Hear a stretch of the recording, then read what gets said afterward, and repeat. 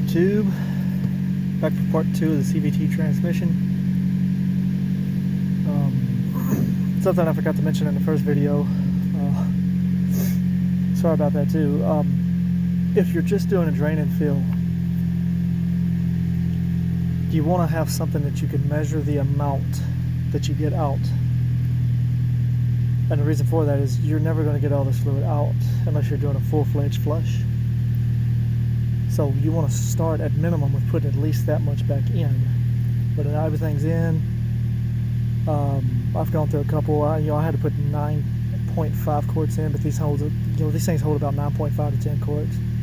But anyway, once you're to this point, you've got to move pretty quick. So I'm cranked. I am up in the air, setting level.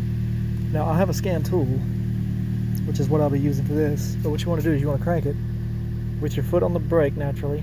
You're going to go just cycle through your gears a few times.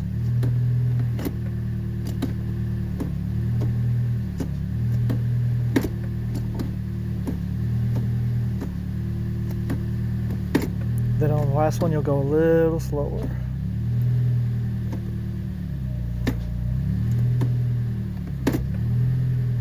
And I'm going to ease off the brakes here because I am on jacks.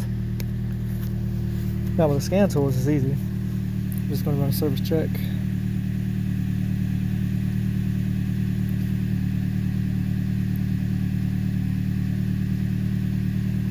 And I'm at 80.4, and I'm going to back and forth on that service check a few times. But while it's doing that, you want to check this anywhere between, they say 96, but I'll say 100 to 113. That's your range to do this. Because once it hits 113, you've got to shut it off and start over. It's too hot. But what you're going to do, you're going to come right down here, and once you hit that temperature range, you're going to pull the drain plug back out. Okay? It's going to come out. It's going to be a steady flow. You'll leave this out until it goes down to just barely a trickle.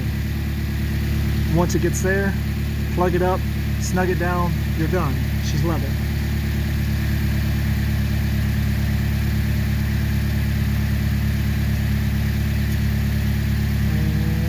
I can't really think of nothing else on this.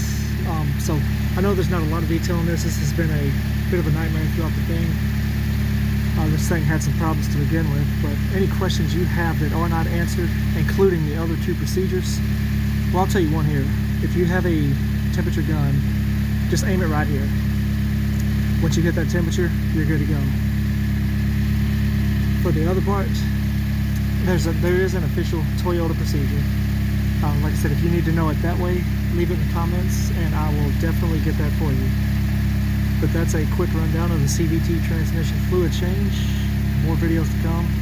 Thank y'all. Have a great night.